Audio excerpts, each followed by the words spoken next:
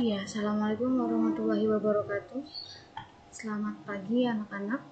Bertemu lagi dengan mata pelajaran seni rupa. Untuk kali ini yang akan kita pelajari adalah tentang aliran-aliran dalam seni rupa. Sebelum kita memulai pembelajaran, mari kita berdoa terlebih dahulu. Berdoa dimulai, berdoa selesai. Oke, next.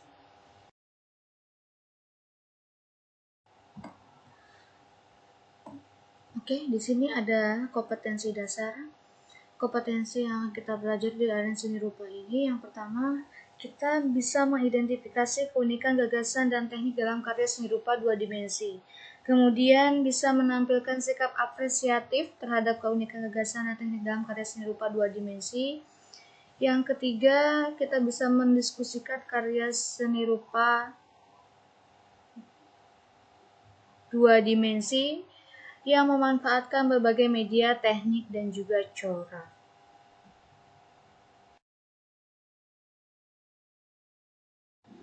Aliran seni rupa yang pertama di sini ada naturalisme.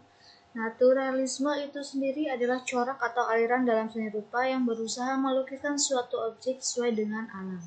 Maksudnya di sini adalah aliran ini lebih menegaskan unsur alamnya daripada yang lain. Jadi berbagai macam objek yang dilukisnya itu berasal dari alam. Tokoh yang mempelopori dari aliran naturalisme ini adalah Basuki Abdullah dan Raden Saleh.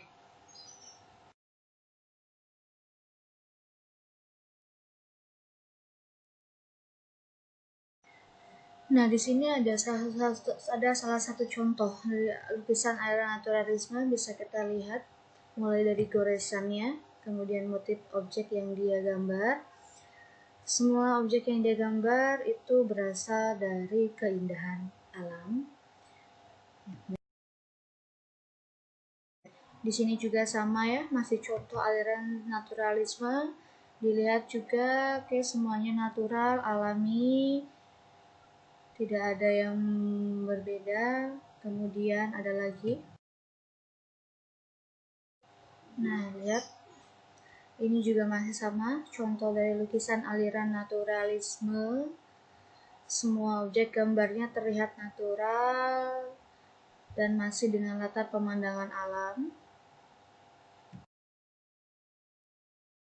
Oke, di sini juga masih sama ya, masih dengan latar belakang pemandangan alam. Jadi kalian bisa memahami ya apa itu aliran naturalisme dari beberapa contoh yang sudah ditampilkan.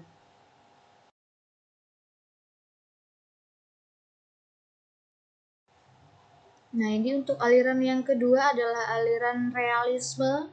Realisme adalah corak seni rupa yang menggambarkan kenyataan yang benar-benar ada. Artinya, aliran ini yang lebih ditekankan bukan objek tapi suasana dari kenyataan tersebut. Atau dalam kata lain, aliran seni rupa ini memperlihatkan lukisan sesuai dengan objek aslinya tanpa ada penambahan sedikit pun. Berarti lukisan yang digambarkan atau objek yang digambar itu benar-benar sesuai dengan penampakan aslinya tanpa ada perubahan sedikit pun. Tokoh yang memprakarsai dari aliran realisme ini adalah Karl Brjullov, Ford Madox Brown, Jean Baptiste, Simeon Cardin, dan juga ada lain-lain banyak ya. Di sini hanya beberapa aja tokohnya. Oke, next. Nah, di sini ada contoh dari lukisan yang bergaya realisme. Ini adalah contoh lukisan realisme tempo dulu ya. Memang belum terlihat tidak terlihat terlalu sesuai dengan aslinya, tapi sudah menggambarkan bentuk yang realis mulai dari rambut, kemudian bagian wajah, tangan, dan bagian tubuh yang lainnya. Karena di sini objek yang dia lukis adalah manusia, bisa dilihat ya contohnya. Kemudian coba kita lihat contoh yang lain. Nah, di sini juga sama, sangat realis. Di bagian kiri itu ada pohon pisang, kemudian kuda, ada manusia juga, kemudian kereta kudanya, persis seperti bentuk aslinya. Nah, di samping ada gambar pisang ya. Pisang juga mulai dari burungnya juga sudah terlihat realis seperti aslinya, betul-betul seperti aslinya. Ya, inilah contoh-contoh dari aliran realisme.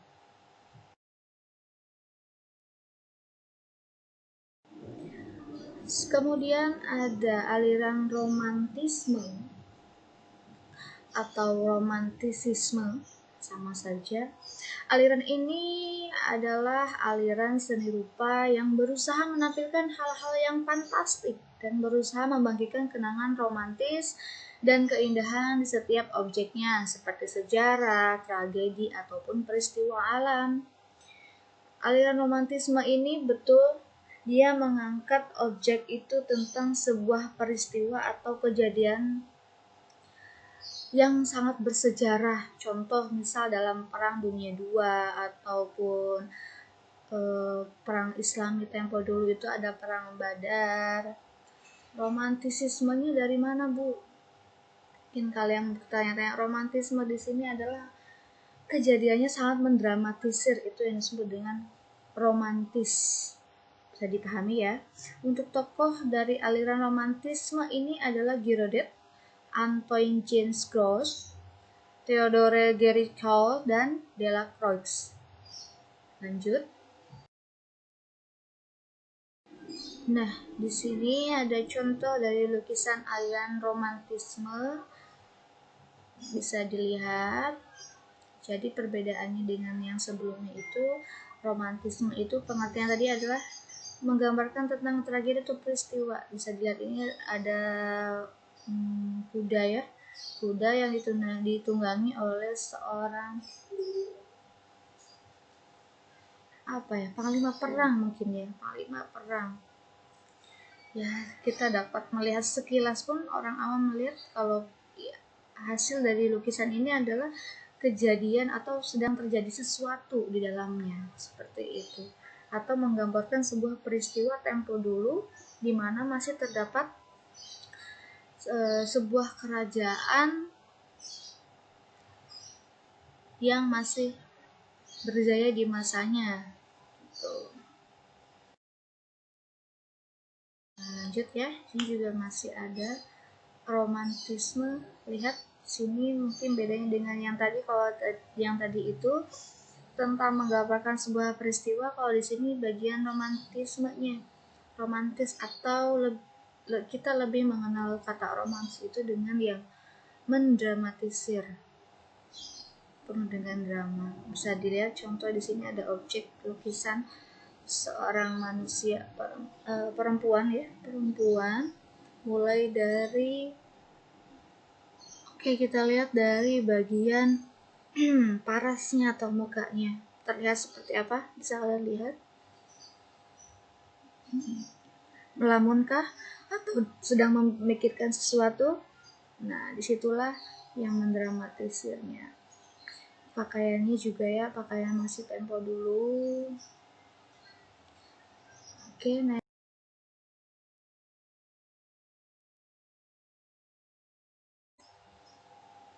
aliran selanjutnya adalah aliran impresionisme. Apa sih aliran impresionisme? Aliran impresionisme ini adalah aliran yang mengutamakan kesan selintas dari suatu objek yang dilukiskan. Kesan ini dapat berupa bantuan dari sinar matahari yang merefleksi ke mata kita. Jadi aliran seni rupa ini dia lebih menekankan pada unsur cahayanya. Lighting atau light painting sama saja. Di lukisan ini kalau kita lihat contohnya, dia lebih menekankan unsur cahayanya, seperti misal dari pantulan sinar matahari sangat terlihat jelas sekali. Kemudian nanti hasil lukisan objeknya pun akan terlihat lebih terang. Bisa kita lihat contohnya. Oke, sebelumnya ini adalah tokoh-tokoh aliran impresionisme ya, Claude Monet, Auguste Renoir, Casimir Pissarro Sisley, Kusnadi, dan Solihin. Lanjut. Nah, ini objek dari lukisan impresionisme. Lukisannya sekilas hasil lukisannya pun juga berbeda ya. Sebetulnya tadi untuk yang sebelumnya ada romantisisme, kemudian realis dan juga naturalis, itu sebenarnya masih satu rumpun, hanya yang berbeda adalah objek pandangnya saja atau dari objek yang dilukisnya. Impresionisme ini dia tidak terlihat terlalu realis, kemudian warnanya masih senada. Dia kalau misalnya ada lukisan atau gambar pohon, warnanya juga masih dengan aslinya, cuman tidak terlalu jelas ya, tidak terlalu realis. Nah, kita lihat dari mana unsur cahayanya. Nah, sekilas unsur cahaya itu terlihat dari warna-warna terang yang dia gunakan dalam lukisan ini. Mulai dari warna hijau di pohonnya, dia sisipkan warna kuning itu sebagai unsur cahaya ya. Air juga ada yang biru tua, kemudian yang biru muda. Yang muda itu dia lebih menekankan unsur terangnya, yaitu fungsinya untuk warna-warna terang atau yang lebih muda.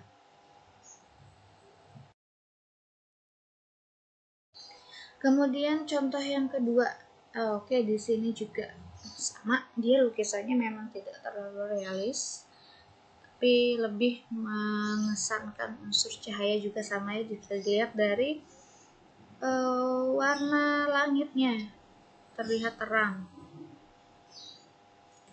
menggunakan warna bukan warna biru tetapi putih. Ini birunya biru hanya sedikit aja.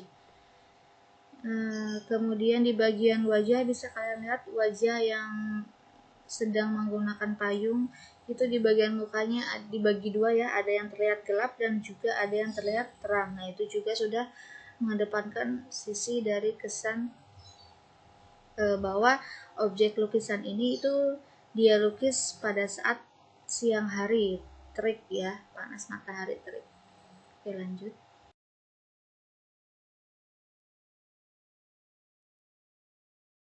Selanjutnya adalah aliran ekspresionisme.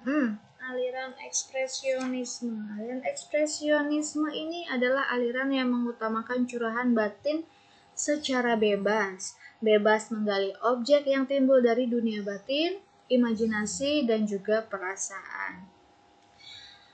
Aliran ini berusaha mengekspresikan aktualitas bukan hanya berdasarkan indera penglihatan, tetapi lebih mengedepankan pengalaman batin. Pada intinya aliran ekspresionisme ini adalah curahan batin seorang pelukisnya itu sendiri. Jadi gaya hasilnya pun atau hasil karyanya pun itu bebas, tergantung dari perasaan si pelukis itu sendiri ketika membuat sebuah karya. Oke, bagaimana sih contohnya biar kalian lebih paham? Di sini tokohnya ada Avandi dan Antonio Blanco. Itu tokohnya mohon nanti dihafalkan ya. Lanjut. Nah, di sini adalah contoh lukisan ekspresionisme, ekspresif, begitu ekspresif. Dan kadang lukisan ini memang cenderung sedikit didistorsi ya. Distorsi itu melebih-lebihkan. Saya kata lihat di sini ya. Biasanya untuk ekspresi itu sendiri, satu bisa kita lihat dari goresan tangan si pelukis ataupun dari hasilnya. Hasilnya bisa berupa dari ekspresi wajah. Nah, coba kamu perhatikan wajah dari lukisan ini, dia sedang apa? Itu pasti akan terlihat sangat jelas sekali.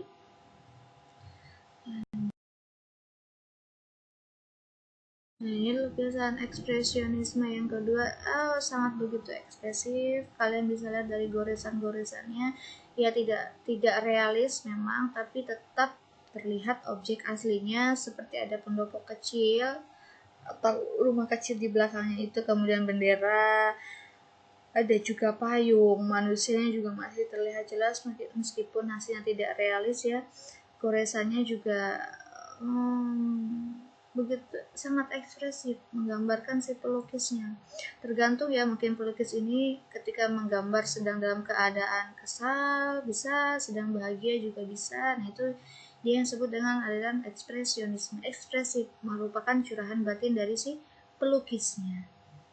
Lanjut. Oke, di sini juga ada masih contoh aliran ekspresionisme. Ya, lihat dari goresan-goresan tangannya aja. Terlihat bebas mengungkapkan ekspresi, raut mukanya juga seperti itu. Jadi kalau misalnya di kehidupan sehari-hari kita lebih mengenal dengan kata kumaha aing ya, kumaha aing, lukisan aing kumaha aing. Nah itu. Tapi tetap menampilkan objek yang dia gambar. Jadi tetap terlihat objek apa sih yang dia gambar. Itu dia aliran ekspresionisme.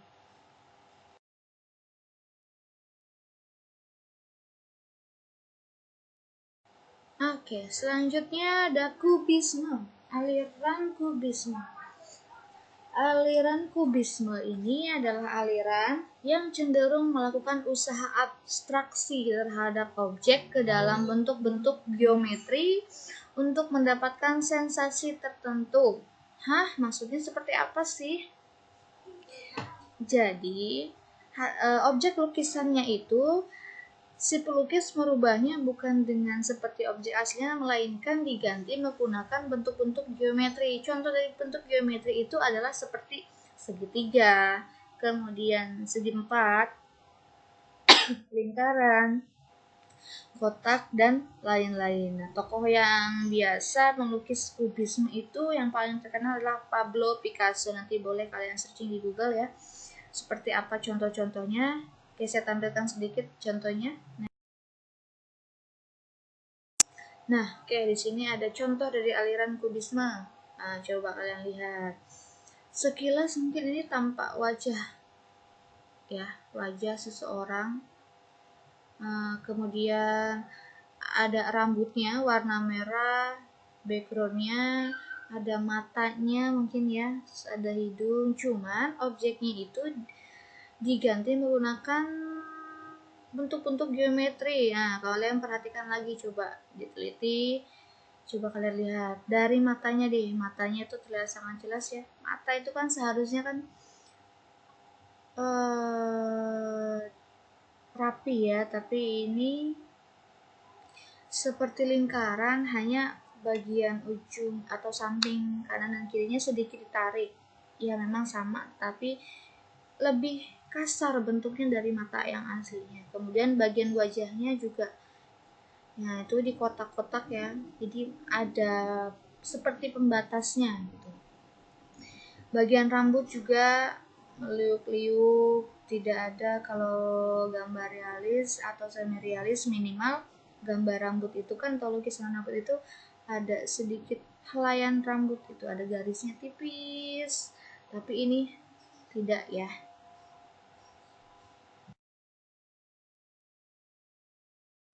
Nah, kalau mungkin kalian belum jelas dengan contoh yang tadi, ini ada contoh yang kedua dari aliran kubisme.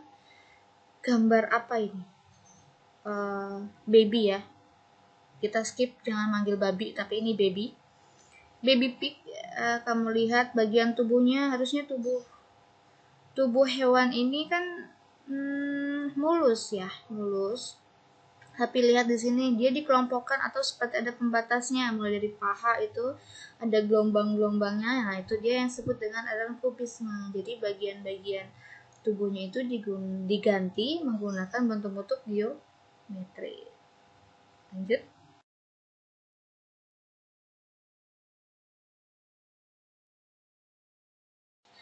Selanjutnya ada aliran fauvisme. Aliran fauvisme, apalagi aliran fauvisme itu ya? Aliran fauvisme adalah aliran yang menghargai ekspresi dalam menangkap suasana yang hendak dilukis. Pelukis fauvis berpendapat bahwa harmoni warna yang tidak terpaut dengan kenyataan di alam justru akan lebih memperlihatkan hubungan pribadi seniman dengan alam tersebut. Jadi dalam kata lain, aliran fauvisme ini dia jenis alirannya mengesampingkan dari warna aslinya. Lebih ke pewarnaan kalau fauvisme ini. Kalau dari hasilnya sendiri memang dia tidak realis juga betul. Hanya lebih bermain di warnanya. Misal, nanti kita lihat di bagian contoh ya. Seperti pemandangan alami. Untuk tokoh fauvisme itu sendiri ada Henri Matisse, André Derain, Georges Braque, Albert Marquet, Henry Manguin, Charles Chamois. Oke, ini contoh yang pertama dari lukisan fauvisme ya, aliran fauvisme. Kita lihat ini mungkin bisa dibilang abstrak, semi abstrak ya, tapi ini masih terlihat sangat jelas. Bisa kita lihat dari hasil lukisannya. Di situ ada lukisan bunga juga masih terlihat jelas seperti bunga, hanya warnanya saja, warnanya disesuaikan oleh gaya si pelukisnya. Dari gaya fauvisme itu sendiri, dia berbeda warna. Contoh bisa kita lihat atau diteliti ya, ada warna kuning pada bunga yang bagian depan. Nah itu, kalaupun warna kuning itu pada bunga dia ada yang bagian gelap dan bagian terang, seharusnya dibuat halus. Tapi kita lihat di sini itu sangat kasar. Ada juga warna yang berbeda dari warna aslinya. Misal bunga dengan warna hijau. Nah, ada nggak bunga warna hijau? Nah, coba deh teliti lagi ya. Jelas dia bermain dengan warnanya bebas, apa yang digunakan kadang tidak sesuai dengan aslinya. Itu dia lukisan fauvisme.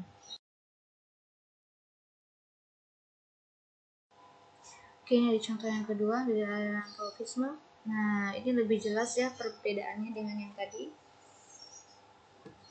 Ini karya dari Henri Matisse. Diteliti lagi, ini ada objek dari pohon. Kita lihat pohon itu seharusnya di bagian batang itu biasanya kan warna coklat, tapi di sini ada yang warna merah, warna biru. Kemudian ada daun dari pohonnya juga berwarna merah. Memang ada sih ya, cuman kan sedikit berbeda dari yang lain. Nah, di bagian belakangnya itu juga daunnya ada yang warna biru. Seharusnya minimal dia menggunakan warna hijau tua ya, kalaupun dia mau terlihat lebih gelap warnanya. Kemudian ada objek manusia di bawah. Nah, itu objek manusia tidak terlalu lihat jelas ya, cuma adalah perbedaannya ya, terlihat dari pohonnya warna yang digunakan tidak sesuai dengan aslinya karena menurut kebebasan dari si pelukisnya.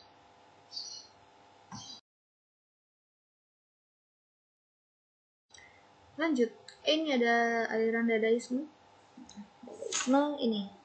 Dadaisme adalah sifat aliran anti seni, meninggalkan hukum estetika, dan cirinya pun menambahkan hal yang tak lazim, kadang juga menyeramkan. Terdapat sentuhan magis dalam hasil lukisannya karena aliran dadaisme ini bertujuan protes terhadap keadaan sekitarnya. Apa sih maksudnya? Kita langsung lihat contohnya ya.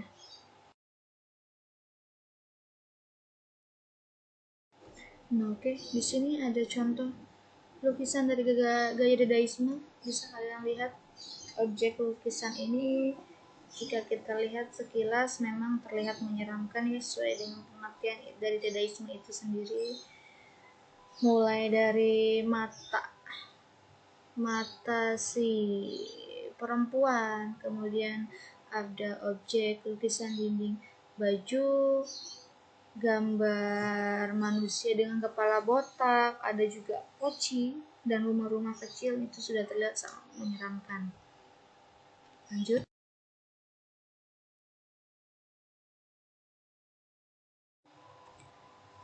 Aliran selanjutnya adalah aliran futurisme. Aliran futurisme ini mengutamakan keindahan gerak dan dipandang sebagai pendobrak aliran kubisme yang dianggap statis dalam komposisi, garis, dan juga pewarnaan. Atau seniman futurisme ini juga berpandangan bahwa derajat kehidupan dapat dicapai melalui aktivitas. Makanya temanya juga mengandung unsur kesibukan atau kesimpangsiuran yang diangkat ke dalam karyanya dalam bentuk kesan keindahan gerak yang dinamis. Jadi kalau dilihat-lihat, hasil lukisan dari futurisme ini adalah objek lukisannya seperti terlihat bergerak. Tokoh yang memprakarsai dari futurisme ini adalah Umberto Boccioni, Carla Giacomo Balla, kemudian Marcel Duchamp.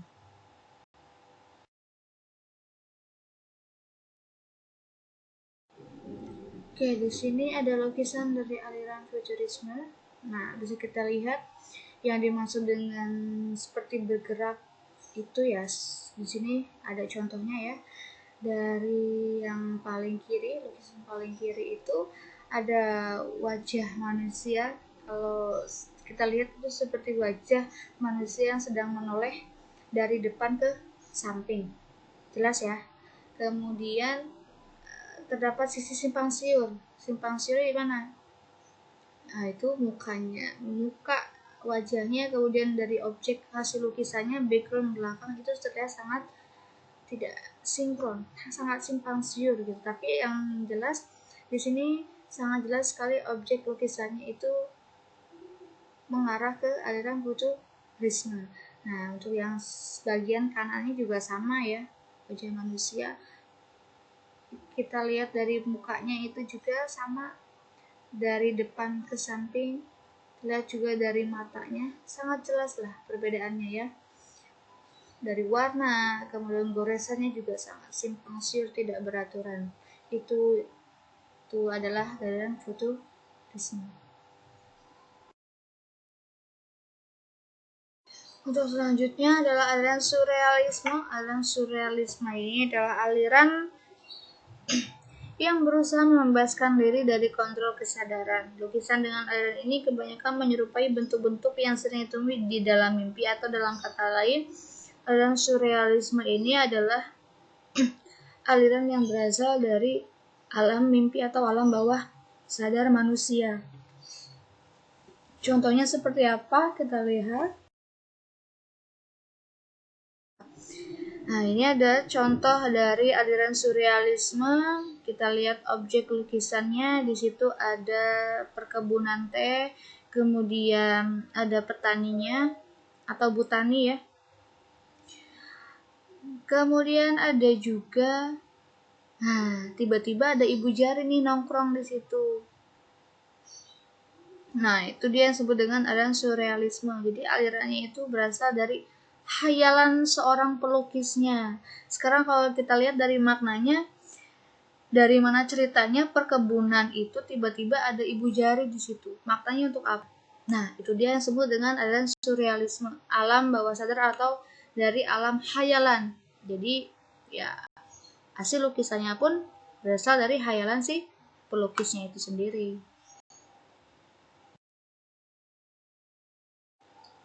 Contoh selanjutnya dari aliran surrealisme, kita lihat, nah yang paling atas itu kalau kita lihat gambarnya seperti gambar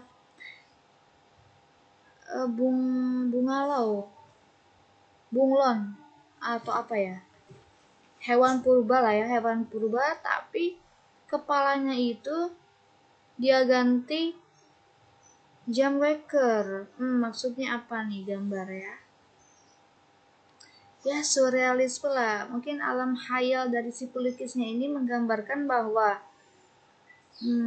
waktu itu dari hari ke hari, bulan ke bulan, tahun ke tahun itu pasti akan berubah.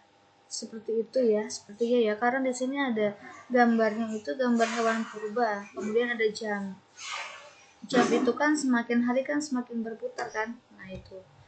Kemudian yang paling bawah itu lukisan, di dalamnya ada manusia, kemudian ada manusia juga tapi kepalanya kelinci, ada kepalanya teko, yang mungkin khayalan si pelukisnya itu menggambarkan bahwa manusia itu mungkin sewaktu-waktu bisa berubah seperti itu sesuai dengan sifat dia. Nah, tapi memang di hadis juga ada ya di Al-Quran ya, bahwa nanti di akhir zaman itu manusia akan menyerupai sesuai dengan apa yang dia kerjakan di alam dunia. Lanjut.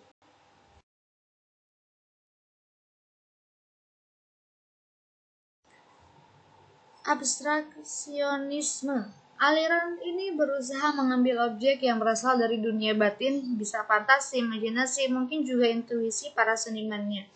Dalam kata lain, aliran abstrak ini sebetulnya aliran yang hampir sama dengan yang lainnya, ya pada intinya semua aliran apapun itu berasal dari imajinasi ataupun dunia batin si seniman itu sendiri. Hanya saja abstrak di sini hasil karyanya itu dia tidak menggambarkan sebuah objek yang nyata. Terkadang hasil goresannya pun tidak menggambarkan apapun, tapi tetap memiliki makna tersendiri.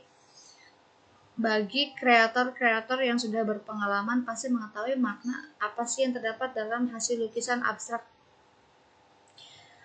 Kemudian abstrak ini juga sebetulnya dapat dikelompokkan ke dalam beberapa jenis, tapi kita anggap saja ini secara umum ya. Intinya gambar-gambar abstrak itu dia biasanya hanya berupa goresan tangan, objeknya pun tidak terlihat jelas atau bahkan sama sekali tidak menggambarkan sebuah objek. Kita lihat contohnya. Nah, di sini ada contohnya. Bisa kita lihat ya. Abstrak, hasil gambarnya pun abstrak, tidak memperlihatkan objek apapun, tapi apapun hasilnya, lukisan ini juga termasuk dalam karya seni dan tetap memiliki makna tersendiri di dalamnya. Itu ya yang disebut dengan lukisan atau aliran abstraksionisme.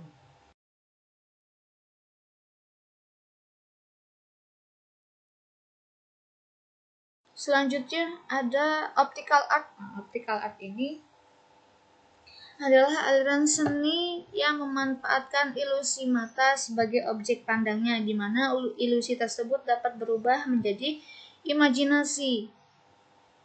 Optical art dalam seni juga dapat disebut nirmana dwimatra, terdiri dari 4 suku kata, yaitu nir, mana, dwi, dan matra. Nir itu artinya tidak, mana itu artinya makna, dwi itu 2, dan matra adalah dimensi. Sehingga dapat kita artikan bahwa nirmana dwi matra adalah karya seni 2 dimensi yang tidak memiliki makna, namun tetap memiliki nilai seni. Tokohnya adalah Victor Vasarely dan Richard Anuszkiewicz. Aduh, ini bahasa apa ya? Rusia nih kayaknya. Lanjut kita lihat contoh dari optical art.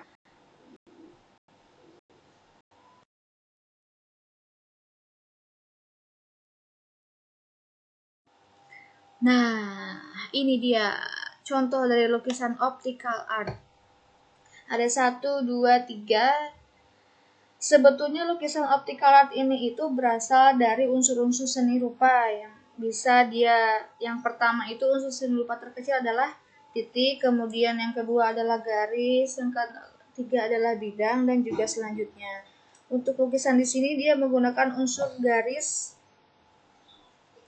Coba kita perhatikan lebih detail, lebih jelas, matanya coba dibuka. Nah, kalau dilihat-lihat unsur lukisan optical art ini itu seolah-olah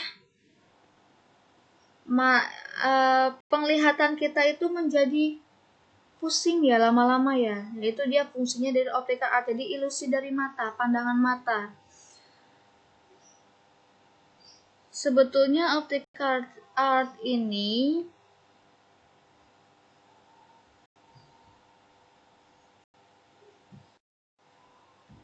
ini contoh dari lukisan optical art. Ada 1, 2, 3. Kalau dilihat pusing ya, karena memang lukisan optical art ini dia menggunakan unsur-unsur seni rupa dasar. Salah satunya adalah titik, garis, bidang. Yang contoh di sini yang digunakan adalah unsur garis.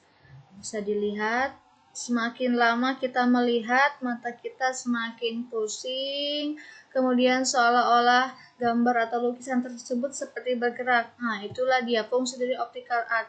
Seolah-olah membohongi pandangan mata kita, padahal ini hanya sebuah lukisan. Tuh. Paham ya?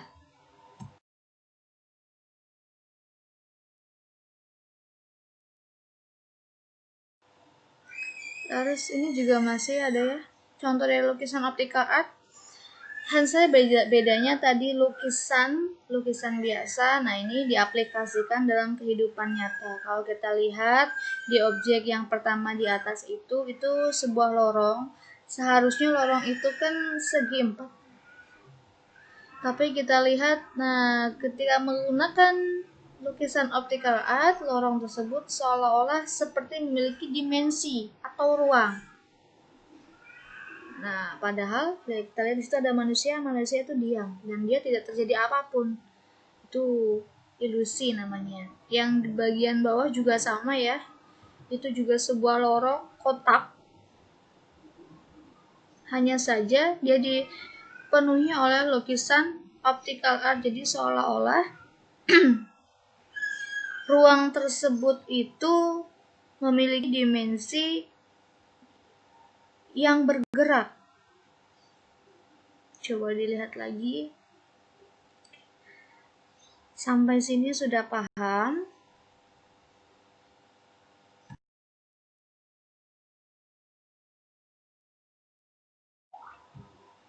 Oke, kalau kalian sudah paham, sebagai bahan pembelajaran agar kalian lebih memahami, silakan di rumah kalian membuat atau menggambar salah satu dari aliran seni rupa.